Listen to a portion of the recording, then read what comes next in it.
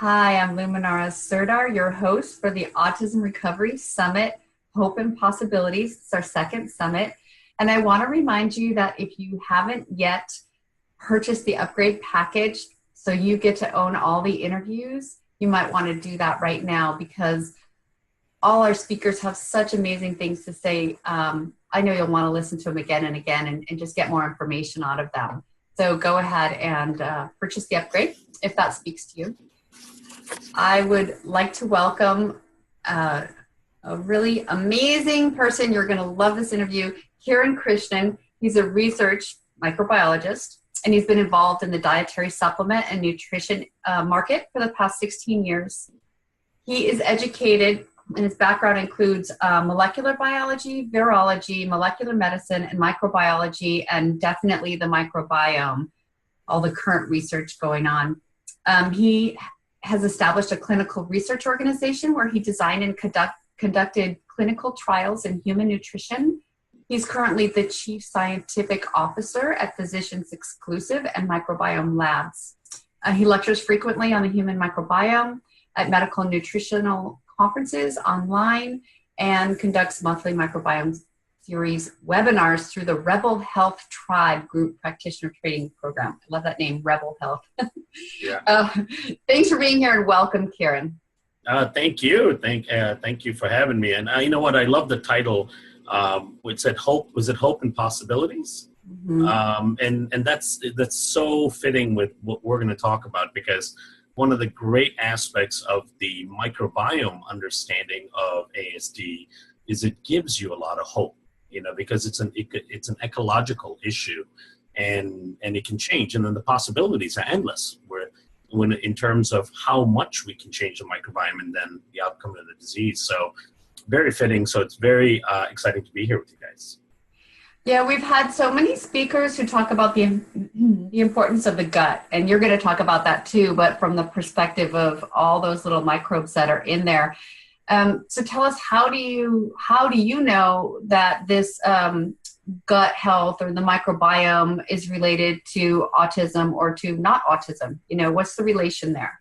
Yeah, so there's been a number of studies that have supported this idea that not only is it the microbiome of the child, but it starts off with the maternal microbiome. So mom's microbiome herself, and then also mom's vaginal microbiome. So we'll come back to those. Let's start about how mom's microbiome can actually impact her child's microbiome. So the microbiome, to define it for people, is basically the totality of all the microbes and all of their genetic elements as well that reside in and on the human host. So that's on our skin, in our eyes, our nose, and vaginal tract, and then of course in the gut as well. Now, when you think about a fetus, it's in the womb. The idea was that the womb was actually a sterile place, but it's turning out to not be a sterile place. There's actually evidence now that mom's gut bacteria are found in the cord blood and amniotic fluid of the fetus in utero itself. So there's some mechanism by which there are cells that go and pick up bacteria from mom's gut and actually inoculate the baby in utero through the cord blood and in the amniotic fluid as well before birth.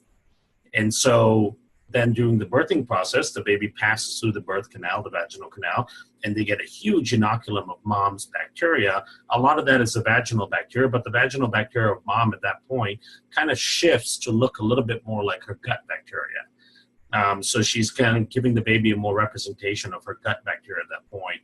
After that, breastfeeding, close interaction with mom and dad, skin-to-skin contact, all of that, the people that are around the baby, within about 2.5 years of the baby being born, approximately 838 days, the baby has kind of established its own unique microbiome based on all the microbes that it got exposed to from mom, primarily from mom, and then from dad, and then close relatives, and then the environment that it's put in as well. So whether a baby is born in a hospital makes a big difference versus being born, let's say, at home. Babies who are born in a hospital tend to get much earlier exposure to things like streptococcus because they tend to be higher prevalence in hospitals than in people's homes. And that can have some impact on the resulting microbiome of the child. And of course, the health of mom's microbiome, what bacteria she's passing on to the child, also has a huge impact. Now, let me describe a study that was done. This was done on animals. This is very impossible to do on humans because moms and babies just won't let you do these kind of studies on them for good reason. So they took pregnant mice. And what they were able to do was take pregnant mice and then inject a viral component into the gut of the pregnant mice. And that caused inflammation in the mom's gut, in the gestational gut. Now that inflammation, the pregnant mice that were given that inflammation gave birth to progeny or babies that had ASD symptoms. The ones that didn't get the injection, did not have inflammation, actually didn't show those symptoms. Excuse me. Sorry about that. And then to check that further, what they did is they took the amniotic fluid of the moms that were given the inflammatory reaction and put into the non-inflamed moms, and they actually ended up having kids with ASD symptoms as well. That's really interesting because I don't know how many people have heard that, first of all, there's a mechanism within the mom when she's pregnant that brings gut bacteria to the baby. So that's really cool. And the fact that we can create autistic symptom mice by just infecting the mom with the virus. So does that mean that moms who have viruses during their pregnancy have a higher tendency to have autistic kids, or is it just so multifactorial it's hard to tell? Yeah, and it's, the virus was used as an agent to cause inflammation in the gut, to give mom the conditions of leaky gut, for example. Now, that can be caused by environmental factors. It can be caused by toxins. It can be caused by stress. There is some evidence that maternal stress can actually induce a similar effect as well. So what we do know from all of this is that the health of mom's gut and the leakiness of her gut plays a significant role in the risk of development of ASD for her child. And that may be what kind of tells the discrepancy between a mom that has had 2 or 3 or 4 multiple kids, and yet just 1 or 2 of the kids are on the spectrum and the other 2 aren't at all. So you try to figure out, well, what is the difference, right? What was the difference between the 2 children? Well, it could be just these simple environmental factors that mom's gut bacteria at the time was a little bit healthier. She was under less stress. She didn't have a viral infection or some sort of inflammatory condition at the time that impacted her gut, which then impacts the kid's gut. The use of antibiotics early on in life, we know just after birth, has an impact in increasing risk for ASD. And that, of course, because it totally impacts the microbiome of the child itself. So there's numerous factors like that have proven that the microbiome plays a huge role in whether or not a child has the risk of developing ASD. Now, to take that one step further, there are a few microbes that have been characterized as kind of the spectrum-associated microbes. There are about 9 different Clostridium bacteria, there's tetani, and a number of them that have been associated with it. So you can actually take a child who's around 1 and do a really thorough scan, what we call a metagenomic stool analysis. And if they tend to be really high in these microbes, there's a very high likelihood that the child may end up developing symptoms. And, and so that may be something that could be mitigated in the future. You mentioned they could do a metagenetic stool test. We have probably some parents who have just done a whole ton of things and other parents who are new to this. Could you direct people where they would get that? Would they get it through their doctor? What company does that for practitioners who are listening? Yeah, so you can get it through your doctor if you're not a doctor yourself.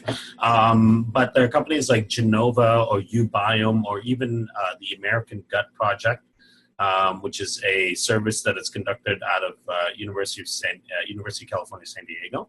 So you can look at a potential stool sample of a child that's just born, maybe around age of 1 is when you want to look at it, after they've been introduced to solid foods and are weaning off breast milk, because that's when you start to see more permanency in the microbiome that they're developing.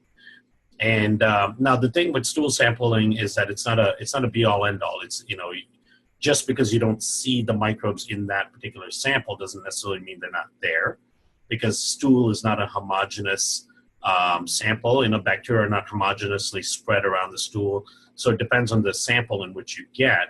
However, if you do a stool sample and then it is really clear that the child is very high in Clostridium, then it does indicate a risk factor, which means that you may be able to work with your doctor to do some things to try to reduce some of those risks. Okay, and hopefully we can talk about that a little bit. You can allude to that, but I wanted to ask, let's get back to that. I wanted to ask that, so what is this gut control with the brain? Where's the connection, and what does the microbiome play in that?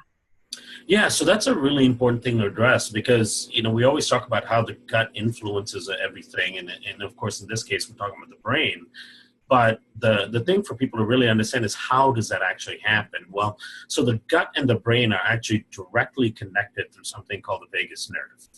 And there's something called the enteric nervous system. So the enteric nervous system is the nervous system that lines the entire digestive tract all the way from the mouth all the way down to your bottom. And in fact, the enteric nervous system has more nerve endings in it than the brain itself. So that's why they call the gut the second brain, because it's got actually more nerve tissue than the brain does. And then the bacteria within the gut can utilize the enteric nervous system by sending neurotransmitters and other chemical messengers through the enteric nervous system up the vagus nerve, which goes right to the brain, and influence how the brain functions. So not only does it influence how your brain function in a child, it can influence how the brain develops as well. So the gut bacteria have almost complete control of the brain system that we can't really interfere with, short of just cutting your vagus nerve, which means the rest of your body won't function. But that's the control that the gut bacteria has in direct contact with the brain. Now, the brain also can talk to the bacteria back and forth as a two-way communication. But it's so important to know that the microbes within your gut have that kind of control. Well, yeah, you're talking about this control. And so how do they control it? I mean, I'm trying to picture that, and I'm sure other people are. We have all these microbes, and what do they do to make the brain function better? I mean, you talked about neurotransmitters, but give us some in-depth on that. Sure. So neurotransmitters is one. So they can, your gut produces virtually every neurotransmitter and every hormone there is in the body. It can produce things like norepinephrine, epinephrine. It produces serotonin, dopamine, all of these very important neurotransmitters and hormones that control your behavior, your stress response, and so on. So they produce these and send them up the vagus nerve into your brain to influence how your brain response to the environment around you. Now, one really interesting way that they utilize this connection is with food cravings. So a lot of people will say they have a sweet tooth, right? Or they crave certain types of foods. Now, a lot of those cravings actually come from microbes within the gut that produce neurotransmitters that send up the vagus nerve to make you crave those foods. There was an article written a few years ago called "My Bacteria Made Me Eat a Cupcake." And it's absolutely true. I mean, for those with, let's say, candida overgrowth. Candida is a fungus that loves having sugar, so it does better in the presence of sugar. So in order for the candida to survive, it wants the host, which is us, to eat sugar. Now, what it does to control that is it creates sugar cravings, and it can do that by putting these little chemical messengers into the vagus nerve, go up to the brain, and make us actually crave sugar. So they can literally control our behavior that way. Now, the other things are, take vitamin B12, for example, is a very important vitamin for brain development, cognitive function, energy, and so on. We also know that there's a correlation between severe B12 deficiency and the development of ASD or the progression of the disease as well. Now, the bacteria within the gut are really important in producing what we call the methylated form of B12, the activated form of B12. That methylated form then gets absorbed into the enteric nervous system, up the vagus nerve, and into the brain directly. So that's one way that good bacteria can feed the right types of vitamin B12 to your brain so that you get all the proper function out of it. If you don't have enough of the right type of bacteria, you'll get a deficiency in that B12. What else do the microbes produce? And can you tell us about how many are in there versus our own cells? A little bit about their diversity, and Mhm. then why they're so diverse, what they give us. Yeah, so if you look at the microbes within the gut itself, we've got around 100 trillion bacteria in the gut, and compare that to about 10 trillion cells that make up the entire human body, right? So we are, from a cell count standpoint, we're 10 times more bacteria than we're human. Now, you take that one step further and you look at our genetics. We used to think our genes controlled everything that we did. We've got about 22,000 genes in our chromosomes that code for all the kinds of reactions that we can do as humans. And yet we have over 3.3 million microbial genes in our system that we actually utilize for daily function.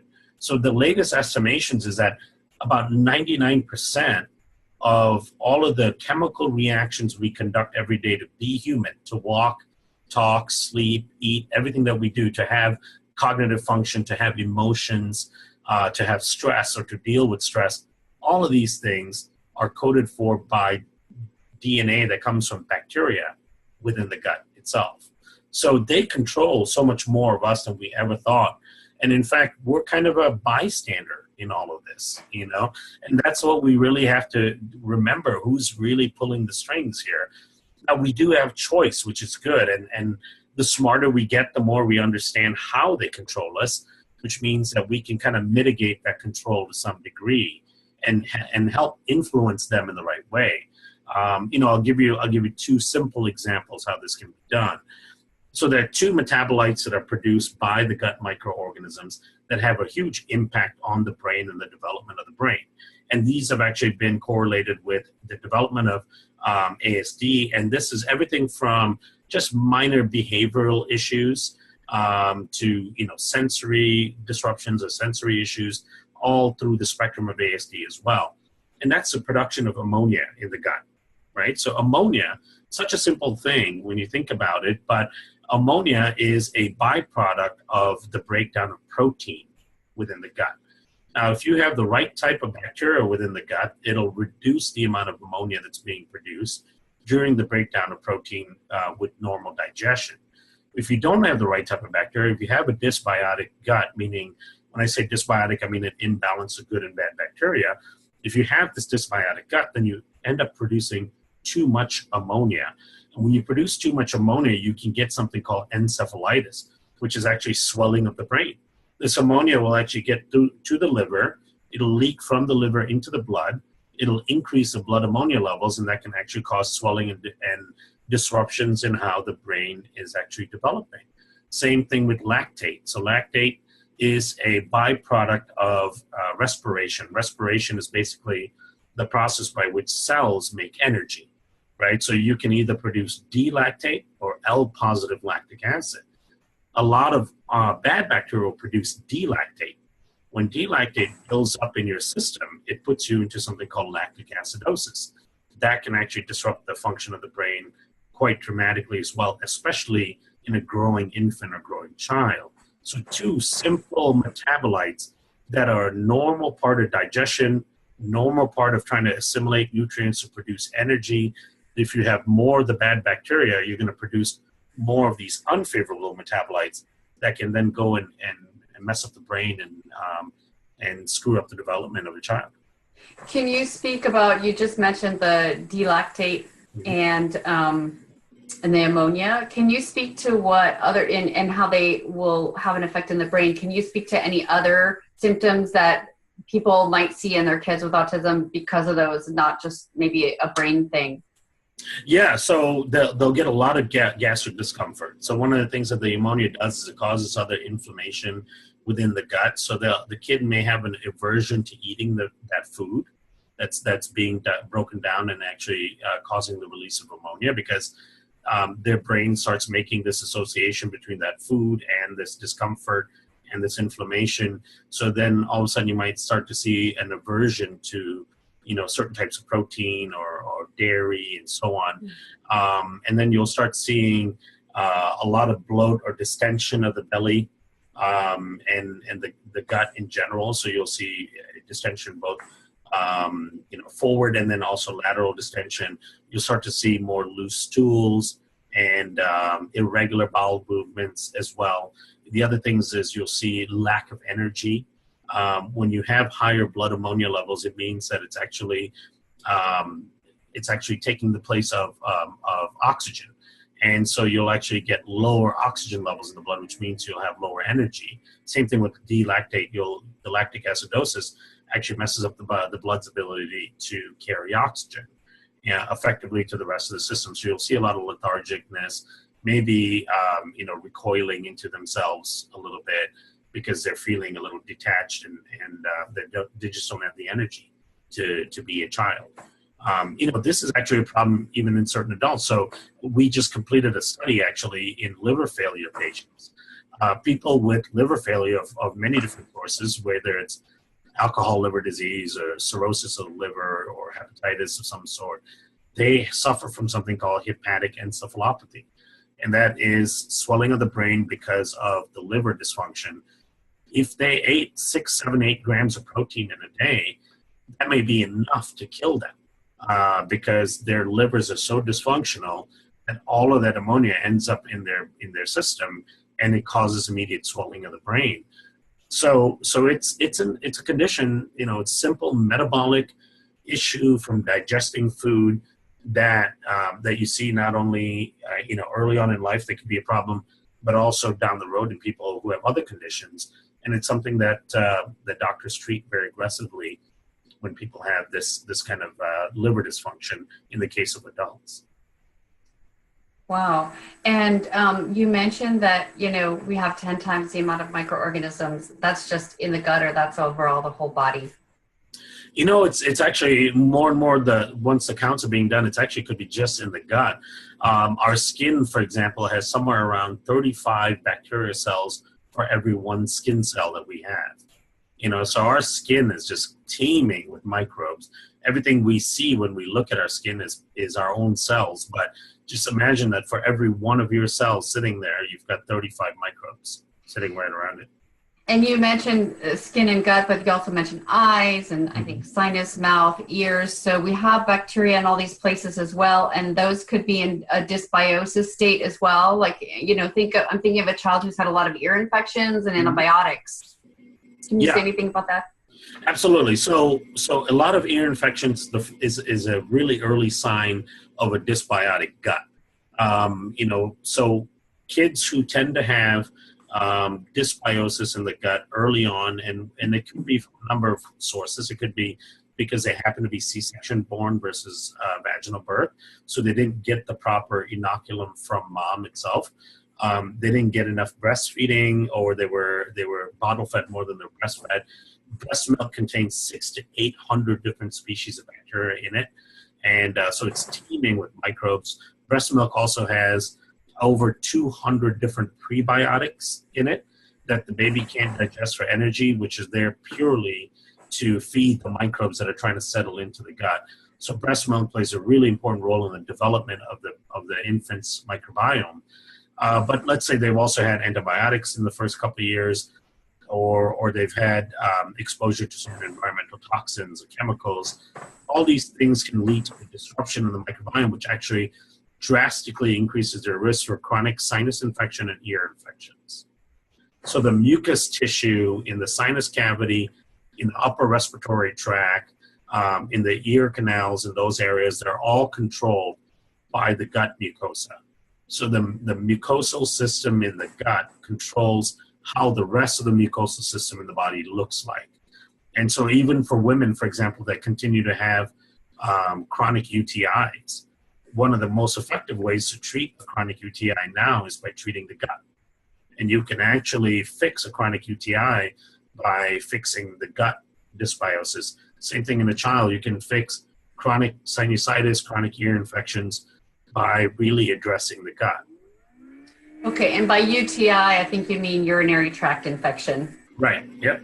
For people who may have never had one or didn't know what that was, it sounds like the microbes are like, we have the immune system, the nervous system. It sounds like we have the microbe system. It's like Yeah. You yeah. know, a lot of people are calling. So you've got about, your brain is about 3.5 pounds in size. If you take all of the microbes in your gut, they weigh about 3.5 pounds as well. So they're calling that the second brain, because the gut can operate autonomous of the brain, meaning all the rest of your body, you know, your fingers, your eyes, your heart, every organ in your body, every muscle tissue in your system requires the brain in order for it to function. Right? The brain has to give signals to these parts of our body for it to function. However, the gut can operate completely independently of the brain. It can do whatever it wants outside of the brain's control. And in fact, as we talked about earlier, it can control the brain in many ways. So unless we really start to address the gut and look at it from early on, you know, from prior to mom ever thinking about becoming pregnant, all throughout pregnancy, through the birthing process, and then several years after pregnancy, if we're not specifically addressing the gut, any one of those, some small occurrence within that time can throw off the microbiome enough where there's long-term issues. Well, we have a lot of parents with kids on the spectrum, so it's a little too late for the, the preventative stuff. So what do we do now to improve our child's health, to improve the gut from your perspective? Yeah, so one of the first things we want to do is increase the diversity of the microbiome. What we do know is that the more species we have, the less control any one species can have within the gut itself, right?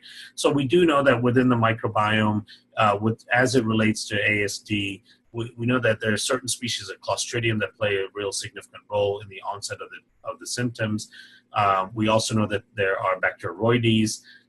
There's a couple other species that actually play a role in the development of the symptoms itself. Now, the reason they can play a role in the development of the symptoms is because they are there in abundance in children with ASD.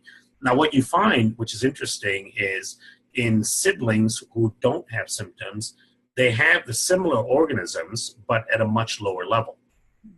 So the organisms are there, they're present, but they're at a much lower level, so they don't quite have the same influence.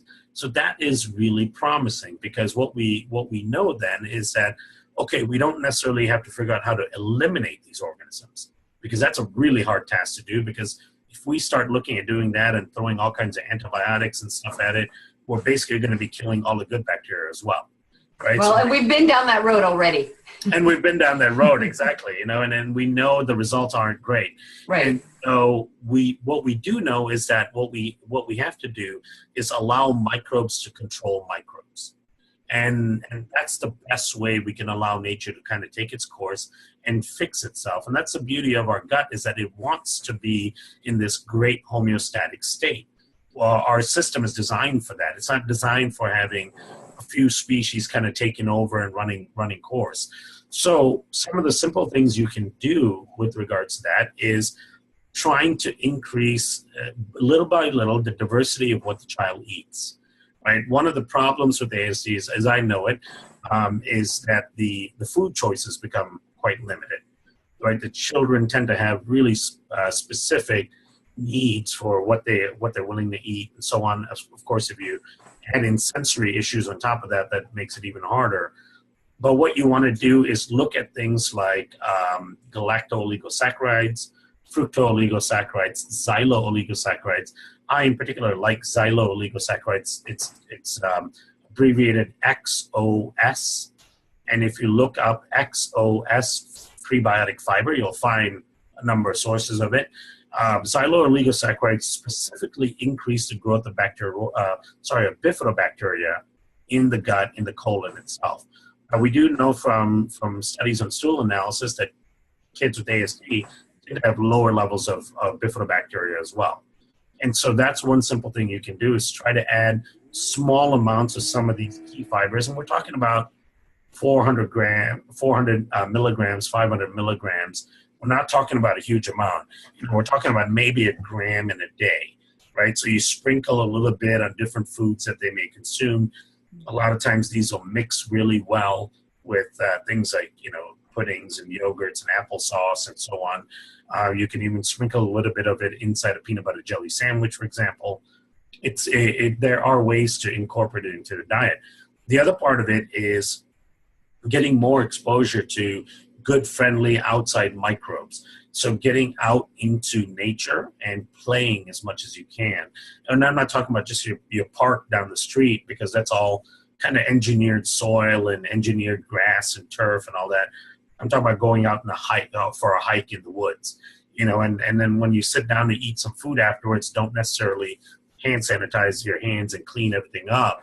You want to get exposure to those microbes that are in the dirt. Microbes in the dirt play a significant role in controlling what the microbiome looks like. So they can actually play a role in doing that. Then the other part is utilizing a spore-based probiotic like we do our research with. Some of these spore-based probiotics that we work with have been shown to actually be able to fix that leaky gut, fix that gut inflammation that's associated with dysbiosis, and then also suppress the growth of unfavorable microbes and increase the growth of the good guys. So this is what the spore probiotic does. Yeah. The spore probiotic. Yeah, it's so specialized in its capability to do that. It's really, really unique in that way. And in fact, for that reason, it's actually been in the pharmaceutical market since 1958 and still is today. They use it specifically to treat gut infections in lieu of antibiotics in Europe, in Latin America, and parts of Southeast Asia. So they've been using it since the 50s. This has been around a long time, and obviously it's still around because it's successful. And why don't we know anything about that here in the U.S.? It's so crazy, right? So economics trumps everything else in the U.S. In fact, the spore-based probiotic prescription products were launched in the U.S. in the early 1960s, and they were using them to treat dysentery or foodborne pathogen infections like Listeria, Campylobacter, and so on. What happened was the first broad spectrum antibiotic came along in the late 1960s and early 1970s with patent protection. And it was much more profitable for a pharmaceutical company to use that antibiotic than this simple probiotic. It wasn't patent protected. And so out went all the probiotics the spore-based probiotics that could actually do the treatment. But fortunately, in Europe and in Asia and Latin America, in some countries, they've kept it and maintained it, which is great. And that's actually how we came across knowing about these strains and actually brought them to the U.S. to do our research here. But they play this unique role in balancing the microbiome. So tell us how you say it balances the microbiome. What does it actually do, these spores, these spore-based bacteria? And can you tell us what the bacteria is? Yeah, so these are called Bacillus endospores. They are actually microbes that are commensal to the gut, meaning they belong in the gut is their home, but they are also found in the outside environment. And in fact, they use the outside environment as a way to get into and get exposed to the host. So most of the bacteria that you get when you're in your gut come from mom, as we talked about, passing through the birth canal, through breastfeeding, through close interaction with mom and dad from their skin bacteria, and so on. Now, the rest of your life, you're exposed to the environment, to the outside environment, right? And most of the microbes in the environment don't necessarily colonize your gut or do anything specific. They'll upregulate your immune system to some degree. They can help balance out some of the good and bad microbes, but there are a few microbes within the environment itself that play a critical role in policing the gut. They are essentially the gut police, and we have outsourced that work to them because we don't have a way of policing our own gut. If we have an overgrowth of certain microbes within our gut, it's really hard for our immune system or ourselves to figure that out and actually target that overgrowth. We count on these types of microbes to do that for us. So one of the first things they do is a fancy word called quorum sensing. Quorum sensing is just a microbe's ability to read its environment. So it'll get in, it'll read all the chemical signatures of all the bacteria that are around, and it'll figure out what microbes are living there and in what amounts. Now, the moment it senses a non-beneficial microbe or an overgrowth of a microbe, it'll sit next to those bacteria. It'll produce up to 25 different antibiotics right there to kill off those microbes. And so it'll directly remove those microbes, and then it'll produce all these amazing prebiotic fibers to actually grow your good natural bacteria, so you re-implant that location with good bacteria. So they do all of these amazing things for us right there in a gut. All we have to do is get them in our system. Everything we're trying to micromanage from the outside, Right. killing the bacteria, getting the prebiotics in, and these guys just come in and take over and do the job. Yeah, and the other things I mentioned earlier, reducing ammonia, which has a huge impact, reducing D-lactate. They do both of those things. We actually did studies on that. And then reducing gut permeability, which is the leaky gut I talked about. They do that. They actually completely seal up the gut in one of our studies in as quickly as 30 days. And then of course they fight off the bad guys, improve the growth of the good guys. So they're doing, like you said, everything that we hope to try to do with all of these other therapies and lifestyle modifications and dietary changes and all that. We should still do all those things to help improve the gut. But these guys have been designed by nature and have been around for millions of years to be able to do this for us. Right. It's like they've co-evolved with us. We've always had them until we, I think, came into this maybe more industrialized situation with a bunch of poisons and whatnot and C-sections and whatever we've done to create a not good environment. But exactly. We've had them up till this point. We had them in the 50s and 60s, right?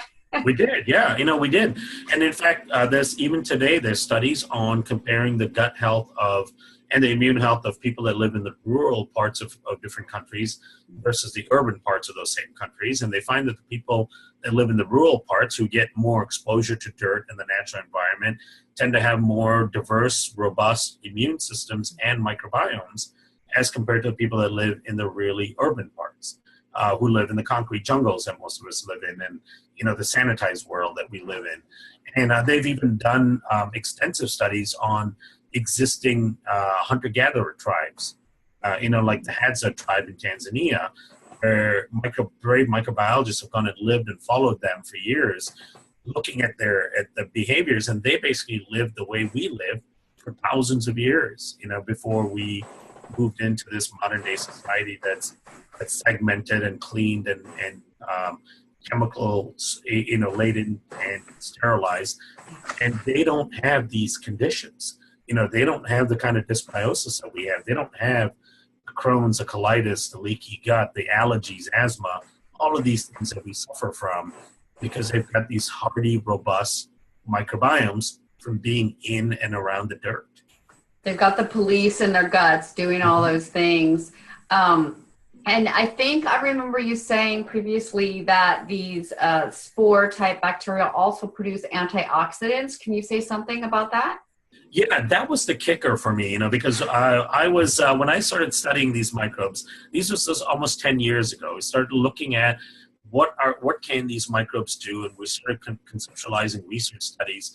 And then I come to find out that one of the strains that was isolated by London University, who we work with a lot of these microbes, produces more than RDA levels of 12 different carotenoid antioxidants right in the intestinal lining, right where they're immediately absorbed and utilized by the intestinal tract itself.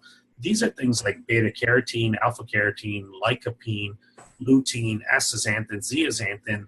These are things that people pay. Right. I was just thinking that. Right? Yeah, a single bottle of lutein as a single cap a day would cost you $20-25 at the store. And then you have to go get another bottle of astaxanthin and then another bottle of lycopene.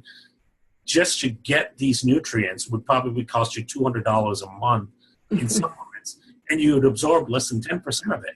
That's what the studies show, is that our ability to absorb these antioxidants, these carotenoids, is less than 10% coming in from the diet.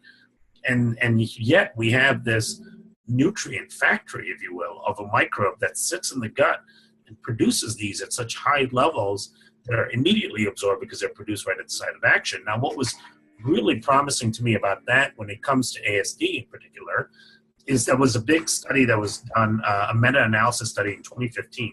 This was a review paper. That people aren't familiar with what a meta-analysis is. Basically, a few researchers who are experts in a certain area, when there's a lot of research being done in one area, these experts will get together, they'll review all of the papers and research that's being done in this particular area, and they'll come up with some conclusions based on the consortium of studies. right? So that, because most people don't have time to go reading all these different hundreds of different papers, and then also they may be contradicting things, between these papers. So they kind of shift through all of that. Some studies may not be done as well, so they'll eliminate them. Some are done better, so they'll include those. So they go through all of this stuff for us, which we don't have to go through. So they published a paper in terms of the ability of a probiotic to help with ASD in 2015. So this is fairly recent. One of the 5 factors that they mentioned was the ability to produce antioxidants, which to me was really unique because so far in the world, there's only one strain that has been shown to produce antioxidants in the gut. And that's the strain we work with. It's called Bacillus indicus HE36. So to me, it was really surprising that they mentioned that in the paper because this is something that they conceptualized through all of the studies, that antioxidant synthesis in the gut becomes extremely important for the health of an ASD child. And then this happens to be a probiotic strain that does it. Wow, that's excellent and a nice correlation. You mentioned earlier that there's an overgrowth of Clostridia, maybe among some other strains, and I thought, oh, maybe let's wrap back around to that. So, would taking this type of spore bacteria help with that? Because you said it's the police. Yeah, absolutely. So one of the reasons why Clostridia is so hardy themselves is that they are spore-forming bacteria themselves, right? So they can actually evade the immune system. They can evade pressures from other microbes within the gut. Even if you are taking antibiotics, they can actually evade the antibiotics because they can go into the spore form. They also form biofilms to protect themselves really well. Now, the bacillus that we're talking about in this probiotic are also spore formers. So they know how to get at other spore formers. They can actually, they produce enzymes to break up these biofilms, and they produce compounds that can actually detect these spores. And they are a really effective way of actually going after the overgrowth of Clostridium. Now, Clostridium in general is not bad. I don't want to make it seem like having Clostridium is a bad thing. In fact, too little Clostridium will actually lead to more allergies and things like that. So Clostridium does play a role in how the immune system functions, but it's in particular the overgrowth of these 9 different strains of Clostridium in the first 2.5, 3 years of life. That's actually even more specific, is when you end up with the high risk of developing the symptoms. So getting these microbes in early can be a huge help. But even if you're past that and then now symptoms are here, the severity of the growth of the Clostridiums, severity of the leaky gut of the child, severity of the inflammation of the child's gut is directly correlated to the severity of the ASD symptoms. So we do know that when we start fixing the gut, we can start reducing the symptomology. So you talked about getting these in early, and the first 2.5 years is the optimum. But let's say, did you have any studies or any research that shows that kids, even teenagers, or maybe even young adults or adults, if this helps, what do you see with that?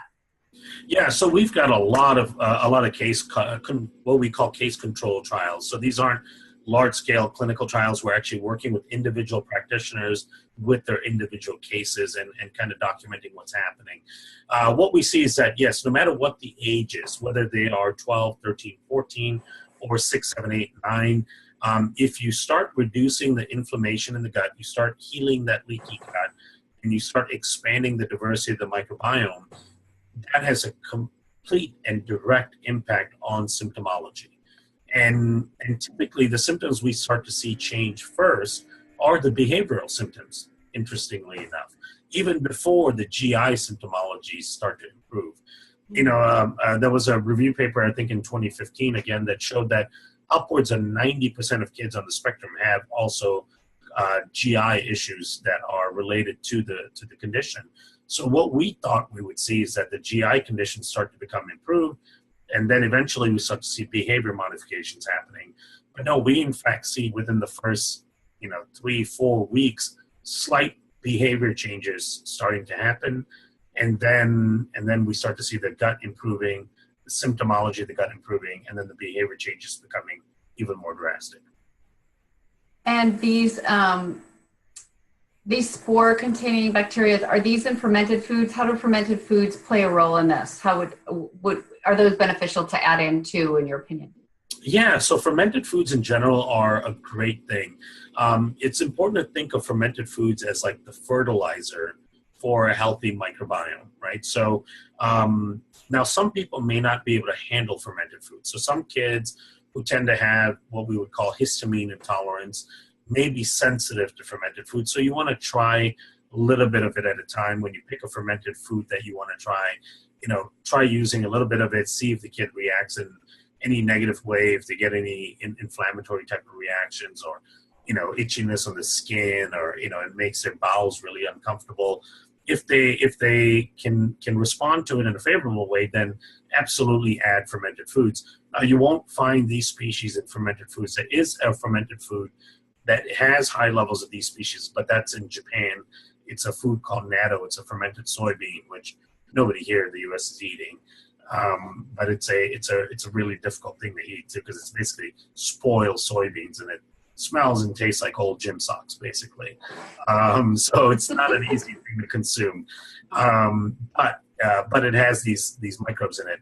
Most fermented foods that you have access to will not have these microbes in it, but they are a great pairing to the microbes, to the spores, because together, imagine your gut is a garden, and imagine that you want to preserve the health of this garden.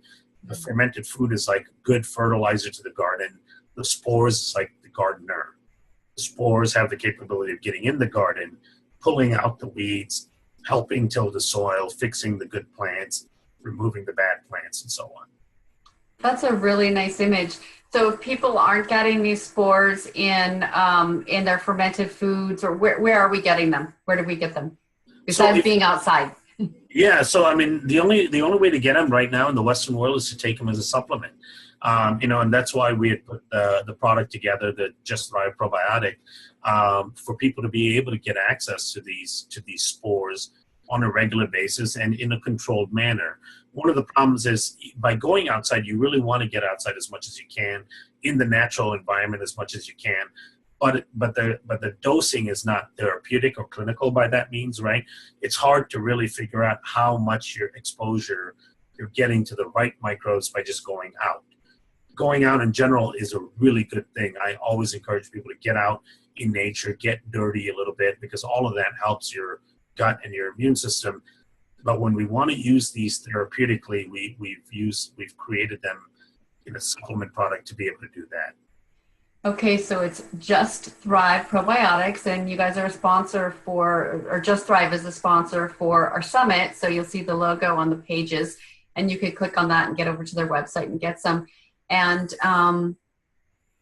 is there any? So you said they were used earlier in the 50s, 60s, and they're used therapeutic grade. Are they still, do some doctors still prescribe these type things? Is it, you can get it for a prescription and you can get it, through your website or through Amazon? Yeah, so we've actually made it accessible to people for that reason. So we've put it on Amazon, and we sell it, or the company does sell it through Amazon.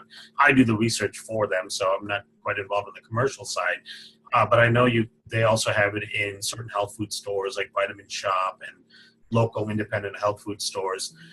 They can be found there as well, and then directly through their own website at thriveprobiotic.com. And then, we have a medical version as well that we sell only through doctors that only can be obtained through practitioners. But this one is the easier one for parents or kids on ASD who want to get some of these spores in them to start changing the microbiome right away. So that way it's easily accessible for them. And we know that when parents start new supplements or something new for their child, sometimes there can be a big reaction. So Can you tell us how we would do that in a really safe way? Yeah, so most kids who are going to try it, who are on the spectrum, may be sensitive, maybe have sensitive guts. So what you want to do, the full dose is 1 cap a day that you take with the meal. You want to build up to that full dose over a couple of week period. So you want to start, you can open up the capsule and dump the powder out, and you might even want to start with as little as half a capsule every other day for the first week or so with a meal. So you just take whatever contents. It looks about half the capsule. It doesn't have to be precise. You don't have to measure it out or anything. And mix it into any kind of food that the child is eating, hot or cold. These are completely thermostable, which means you can bake with them if you wish. So you don't have to refrigerate them or anything like that. They're extremely stable. They survive through the gastric system that way. So you do about a half a capsule every other day with a meal. And then if everything is going fine and you don't see any, GI discomfort or anything like that, you can bump them up to 1 capsule every other day. And if they're still doing fine after a week of that, then go to 1 capsule a day, and then they should be doing really well on it. You should start, once you get to the 1 capsule a day, you should start to see noticeable changes within the first 2 to 3 weeks of taking it. And as I mentioned, a lot of times we see those changes as being noticeable behavioral changes first, which is really interesting before even the GI symptoms start to change. And then I remember you saying something that once you get up to a certain amount, it lasts for so long in your body. Can you explain that? Yeah, so it can last up to 21 days in your gut itself. So you can actually go down to a maintenance level. So let's say you've been working with your child and trying to improve their gut flora and working with the spores. Now you've got your child to a point where you're really happy with the progress and all seems fine. You can then go to what we call a maintenance dose, and you can take it as little as 2 or 3 times a week, or maybe even just once a week. And that'll kind of depend on the individual and the stimuli around them, how much they're actually assaulting their gut, so their diet, the environment that they're in, and so on. But you can actually go to a maintenance level. The average maintenance dose in people that we work with is somewhere around taking it 3 times a week. So a lot of times they're taking it every second day during the week, or just on Friday, Saturday, Sunday, and so on. So people will be able to find that kind of maintenance program for themselves. And that'll keep it lasting in their gut for a while. Yep. Yeah, last month we did another interview with you, and I wanted to mention it here because you do speak about a lot of the same things, but some very different things about, what might be going on with probiotics on the market and, questionable as to what's in them and that kind of thing. So I would like to encourage listeners to go to my website, Autism Transformed with an ED and transformed.com. And under my resources, Ask an Expert, you'll find the interview with Kiran, and you can get more information. And Kiran, I so appreciate all your knowledge and sharing that. And you have a gift for listeners too. You want to tell us about that?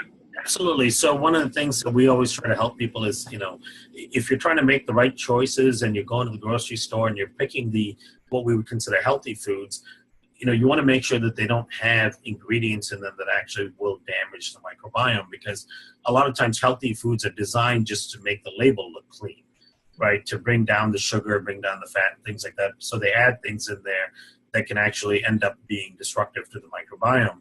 So what we have is a simple ebook that's a top 8 food ingredients in healthy foods that can actually disrupt your microbiome. So these are things that you may be consuming on a daily basis that you think, well, I'm making the healthy choice, but actually has a negative impact on your microbiome and then your overall health.